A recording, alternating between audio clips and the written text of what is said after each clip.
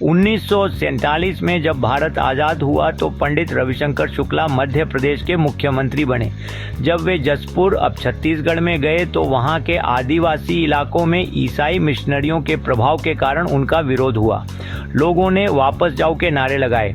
पंडित शुक्ला को समझ आया कि आदिवासी इलाकों में ईसाई मिशनरियों का बहुत प्रभाव है। वे शिक्षा और स्वास्थ्य सेवाओं के नाम पर धर्म परिवर्तन करा रहे थे। सरकार को भी वहां अपने स्कूल और अस्पताल खोलने की जरूरत थी। 1912 में बाला साहेब देशपांडे के नेतृत्व में वनवासी कल्याण आश्रम की स्थापना हुई। शुरुआत केवल 13 बच्चों के छात्रावास और एक छोटे स्कूल से हुई। आदिवासी समुदायों की परंपराओं और रीति रिवाजों का सम्मान करना, उनकी भाषा और संस्कृति को संरक्षित करना, उनके त्योहार और देवी देवताओं की पूजा को बनाए रखना। आदिवासी समाज में सभी मिलकर काम करते हैं। स्त्री पुरुष समानता का भाव, पारंपरिक लोकतांत्रिक व्यवस्था का सम्मान। शिक्षा, स्कूल और छात्रावास चलाना। स्वास्थ्य, चिकित्सा सेवाएं प्रदान करना। रोजगार, कौशल विकास और आजीविका के साधन।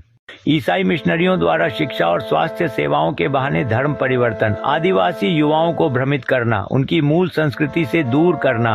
आदिवासी शब्द का गलत प्रयोग, अलगाववादी भावनाओं को बढ़ावा देना।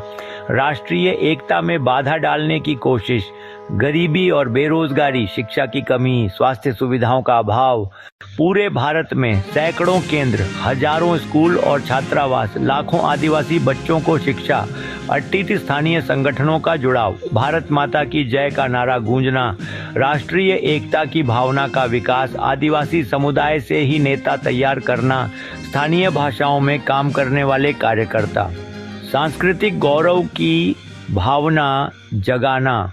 यह ध्यान रखना जरूरी है कि एक तरफा दृष्टिकोण, यह पाठ केवल एक संगठन के नजरिए से लिखा गया है। जटिल मुद्दे, धर्म, संस्कृति और राजनीति के मामले बहुत जटिल हैं और इन्हें सिर्फ एक दृष्टिकोण से नहीं समझा जा सकता। ऐतिहासिक संदर्भ, 1950 के दशक की परिस्थितियां आज से बहुत अलग थीं। संतुलित समझ, किसी भी सामाजिक या राजनीतिक विषय को समझने के लिए सभी पक्षों की बात सुननी चाहिए। वनवासी कल्याण आश्रम का मूल उद्देश्य आदिवासी समुदायों की शिक्षा, स्वास्थ्य और सांस्कृतिक संरक्षण में सहायता करना है।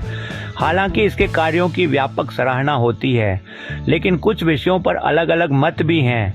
किसी भी सामाजिक कार्य को समझने के लिए खुले मन से सभी दृष्टिकोणों को देखना जरूरी है।